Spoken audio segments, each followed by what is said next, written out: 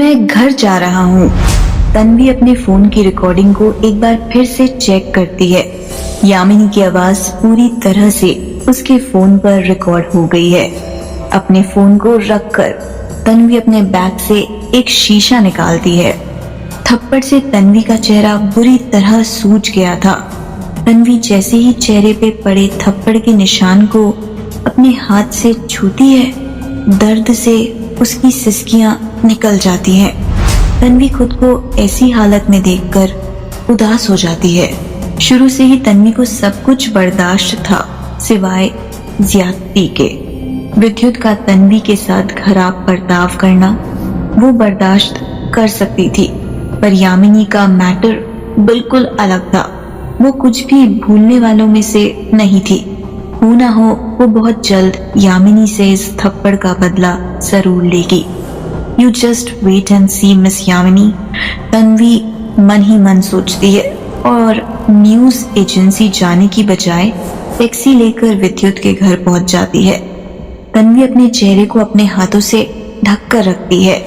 घर के अंदर केयरटेकर से मिलकर वो सीधे अपने बेडरूम में चली जाती है। सोफे पर लेटकर वो एक गीले कपड़े को अपने चेहरे पे रख लेती है। उसके मन में अभी भी विद्युत के मैनेजर अमृत के पूछे गए सवाल घूमते रहे हैं। अपने दिमाग पर जोर डालते हुए तन्वी सोचने लगती है कि क्या वाकई उसने विद्युत को इससे पहले कभी देखा था। तन्वी से पहली बार मिलते ही विद्युत उससे नफरत करने लगा था, पर अगर ऐसा था तो उसने अपने बच्चे के लिए तन्वी को ही क्यों चुना। इसकी वजह सिर्फ तन्वी की खूबसूरती तो नहीं हो सकती। ये सब सोचते हुए तन्वी अपनी ख्यालों की दुनिया में फिर से खो जाती है। खैर जो भी हो, एक बार बच्चा होने के बाद वो मिस्टर विद्युत को डिवोर्स दे देगी। उसके बाद वो अपनी जिंदगी अपने हिसाब से जी सकती है। फिर सब कुछ ठीक हो जाएगा। तन्वी इन्हीं ख्यालों में खोई हुई होती है कि अचानक दरवाजे पर कोई आता है। तन्वी सोफे से तुरंत उठकर बैठ जाती है और दरवाजे की तरफ देखते हुए कहती है, कौन है? मैडम मैं हूँ, केयरटेकर, तन्वी से कहती है। सर ने मुझे आपको दूध देने के लिए कहा है।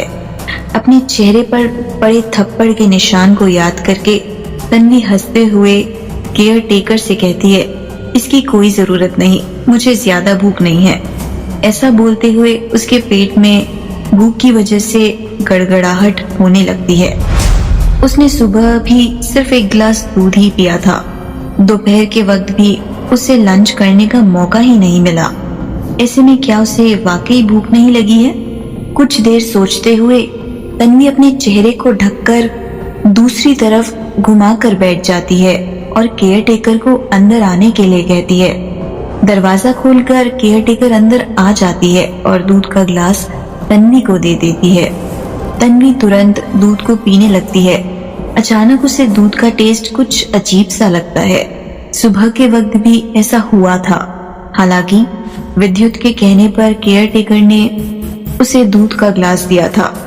इस वजह से तन्वी बिना सोचे समझे एक ही घूंट में उस दूध को पी लेती है। केयरटेकर ग्लास लेकर कमरे के बाहर जाने लगती है। बाहर निकलकर वो कमरे का दरवाजा बंद ही कर रही होती है कि उसकी नजर सोफे पर लेटी हुई तन्वी की ओर पड़ती है।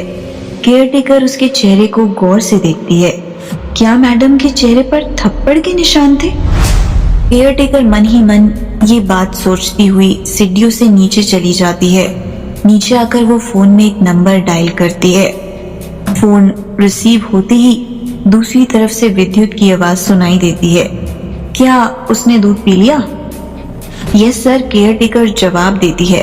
विद्युत फोन रखने ही वाला होता है कि केयरटेकर अचानक से कहती है, सर क्या आप आज रात को घर आएंगे? मैडम की तबीयत कुछ ठीक नहीं लग रही। केयरटेकर की बात सुनकर विद्युत फोन रख देता है। तन्वी की तबीयत के बारे में सोचता हुआ वो बाहर जाने लगता है कि इतने में अमृत पीछे से उससे पूछता है, आप कहाँ जा रहे हैं? मैं घर जा रहा हूँ। विद्युत अमृत की बात का जवाब देता हुआ वहाँ से निकल जाता है। उस अंधेरे से कमरे में सोफे पर लेटकर तन्वी अपनी करवटें बदल रही है। आखिरकार वो सोफे से उठकर अपने कमरे का दरवाजा खोलती है। अपने पैरों से बगैर कोई आवाज किए तन्वी धीरे धीरे नीचे जाती है। लिविंग रूम को खाली देखकर उसे तसल्ली होती है।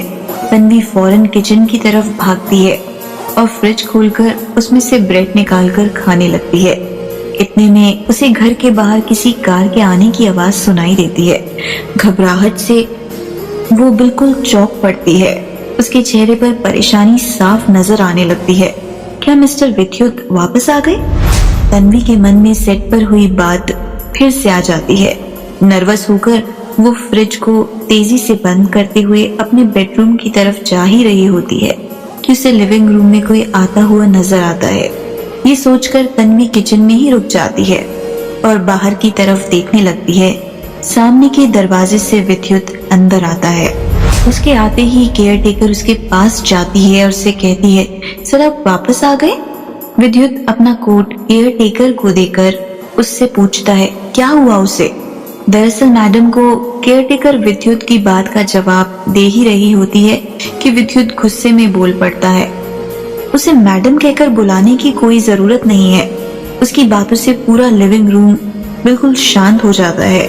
विद्युत की बात सुनकर तन्वी इतना चिढ़ जाती है कि वो किचन से बाहर निकलकर केयर टेकर से कहती है, आप मुझे तन्वी बुला सकती हैं। केयर टेकर विद्युत की तरफ मुड़कर उससे कहती है, दरअसल तन्वी ने आज खाना नहीं खाया। वहीं तन्वी के हाथ में ब्रेड देखकर विद्युत गुस्से से केयर टेकर की तरफ देखता है। केयर टेकर तन्वी के चेहरे पे लगे ब्रेड को देखकर अपनी बात पूरी किए बिना ही चुप हो जाती है। विद्युत को लगा था कि आज की बेइज्जती के बाद तन्वी बहुत परेशान और उदास होगी, पर तन्वी हाथों में ब्रेड लिए किचन से आता देखकर विद्युत को काफी गुस्सा आता है। तन्वी को देखकर ये बिल्कुल नहीं कहा जा सकता था कि आज की बातों से उसे कुछ खास फर्क पड़ा हो। विद्युत तन्वी से कुछ कहते कहते रुक जाता है। वो एक नजर तन्वी को गौर से देखता है। उसके पास आकर वो अपने हाथ उसके गाल पर ले जाता है। इससे पहले कि तन्वी कुछ भी कह पाती, विद्युत उससे पूछ लेता है, तुम्हारे चेहरे पर ये निशान कैसे? ये निशान उसी ने दिए हैं जिसके साथ आपका अफेयर चल रहा है। तन्वी के मन में आता है कि विद्युत को ये जवाब दे दे, पर वो जानती थी कि विद्युत को ये सब कहने का कोई फायदा नहीं है। शायद विद्युत यामिनी के गुस्से का बदला भी तन्वी से ही ले। तन्वी अपने चेहरे को विद्युत के हाथों से हटा लेती है। विद्युत तेज आवाज में उससे फिर पूछता है, तो तुम ये कभी नहीं बताने वाली कि यामिनी ने तुम्हें थप्पड़ मारा? विद्युत की बात सुनकर तन्वी को ऐसा लगता है जैसे वो उसकी हालत का मजाक उड़ा रहा हो। कुछ देर सोचने के बाद तन्वी विद्युत से कहती है, इतनी छोटी सी बात के लिए आपको परेशान होने की कोई जरूरत नहीं है। मुझे जरूरत नहीं है? तुम मुझ पर एहसान जताना चाहती हो? कहीं तुम ये तो नहीं सोच रही कि मैं तुम्हारे थप्पड़ का बदला यामिनी से लूंगा? विद्युत तन्वी को चिढ़ाते हुए कहता है। तन्वी उसकी बात का कोई जवाब नहीं देती है। विद्युत अपनी केयर टेकर की तरफ घूमकर उनसे कहता है कि सिस्टर माया, आपकी उम्र अब काफी हो गई है, आंखें भी कमजोर हो रही हैं। आगे से ध्यान रखिएगा कि कोई आपको बेवकूफ ना बना ले। बेवकूफ? क्या मिस्टर विद्युत मुझे ब्लेम कर रहे हैं कि मैंने उनकी केयर टेकर को बेवकूफ बनाया? ये सोचकर तन्वी गुस्से में विद्युत से कहती है, मिस्टर विद्युत, मुझे आपकी कोई मदद नहीं। इतने में तन्वी बात काटते हुए विद्युत जवाब देता है, मिस तन्वी वर्मा, मैं तुम्हें साफ साफ बता दूं कि तुम्हारी ये चीप ट्रिक्स मुझ पर काम नहीं करेगी। इतना कहकर विद्युत सीढ़ियों से अपने कमरे की तरफ जाता है और दरवाजे को जोर से बंद कर लेता है। तो मिस्टर विद्युत किसी को अपने सामने बात तक नहीं करने देते, यहाँ तक कि किसी की बात सुनते तक नहीं। तन्वी मन ही मन सोचते वापस से अपने ब्रेड को खाने लगती है। उसे अचानक एहसास होता है कि शायद ये उसका अपने पति से पहला झगड़ा था। इसका मतलब उसे आज रात कमरे से बाहर सोना पड़ेगा। तन्वी पूरी रात लिविंग रूम में सोकर बिताती है। अगली सुबह उठकर वो अपना चेहरा शीशे में देखती है। उसके चेहरे की सूजन कुछ कम हो गई होती है, पर थप्पड़ के निशान अभी भी उसके चेहरे से हटे नहीं है। खुद को शीशे में देखकर उसे यामिनी का थप्पड़ फिर एक बार याद आ जाता है। तैयार होकर तन्वी घर से निकलने ही वाली होती है कि केयरटेकर उसे जोर से आवाज लगाती है, मैट। इतना कहते हुए केयरटेकर विद्युत की बात याद कर कर चुप हो जाती है और दोबारा से कहती है, तन्वी जाने से पहले नाश्ता कर लो।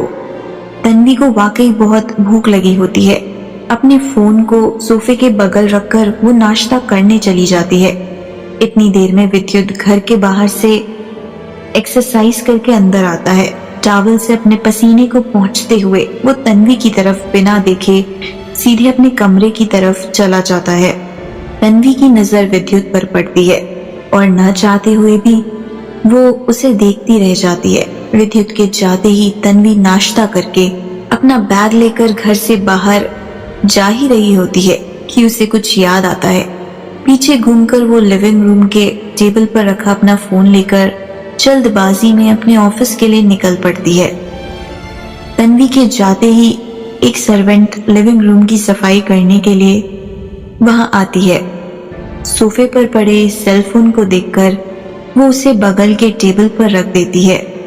थोड़ी देर बाद विद्युत रेडी होकर अपने कमरे से नीचे आता है। टेबल पर रखे सेल फोन को अपनी पॉकेट में रखता हुआ वो घर से बाहर चला जाता है।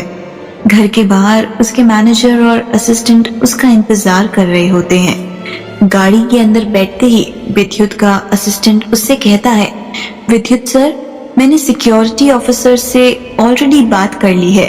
आगे से आपके घर के बाहर कोई भी रिपोर्टर नजर नहीं आएगा।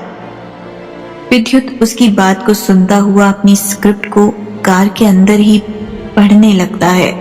भले ही आज की फिल्म में वो सिर्फ एक कैमियो रोल निभा रहा हो, पर हमेशा की तरह इस फिल्म के लिए भी वो अपने रोल को लेकर काफी सीरियस है। इस फिल्म में विद्युत एक सीईओ का किरदार निभा रहा था जो एक बड़े एंटरप्राइज का मालिक है। वहीं इस फिल्म का असल हीरो विद्युत की कंपनी के लिए काम करता है। वहीं फिल्म की हीरोइन यामिनी हीरो की मदद करने के लिए अपनी जान पर खेलते हुए एक बिजी ट्रैफिक को रुकवा देती है। आज फिल्म के इसी सीन की शूटिंग है। फिल्म के सेट पर डायरेक्टर विद्युत को सीन समझाते हुए इससे कहता है, जब आप गाड़ी चला रहे होंगे तो आपकी कार इस स्पॉट पर आकर रुकेगी। आपको बहुत तेज कार चलाने की जरूरत नहीं है। जूम शॉट के लिए हम लोग स्टैंड डबल को यूज कर लेंगे। इतना कहते हुए डायरेक्टर शॉट लेने के लिए रेडी हो जाता है। Scene 56 take 4 action. डायरेक्टर की कॉल आते ही विद्युत ब्लैक कलर की लैम्बोर्गिनी में बैठकर अपने शॉट के लिए रेडी है। गाड़ी से कुछ ही दूर पर उसे यामिनी नजर आती है। यामिनी को देखते ही अचानक विद्युत को तन्वी का चेहरा याद आ जाता है। शॉट के बीचों बीच विद्युत गुस्से से अपनी गाड़ी के एक्सेलरेटर को तेज करता हुआ यामिनी की तरफ बढ़ने लगता है। तेज स्पीड में गाड़ी यामिनी की तरफ आने लगती है। विद्युत को गाड़ी में ब्रेक ना लगाते देखकर पूरे सेट में हफरा तफरी का माहौल हो जाता है। ब्रेक, स्टॉप द कार, जल्दी। फिल्म की क्रू में से कोई चिल्लाता है, सामने से हट जाओ। दूसरे क्रू मेंबर की आवाज आती है। इतने में गाड़ी के ब्रेक की आवाज से पूरा सेट एकदम से शांत हो जाता है। लैम्बोर्गिनी रुक चुकी होती है।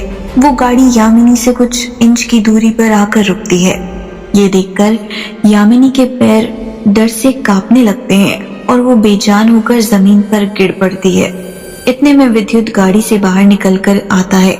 फिल्म सेट के सारे लोग उसी को देख रहे होते हैं। विद्युत कैजुअल आवाज में उन सब से कहता है, सॉरी एवरीवन, मैं ब्रेक्स और एक्सेलरेटर के बीच कंफ्यूज हो गया था।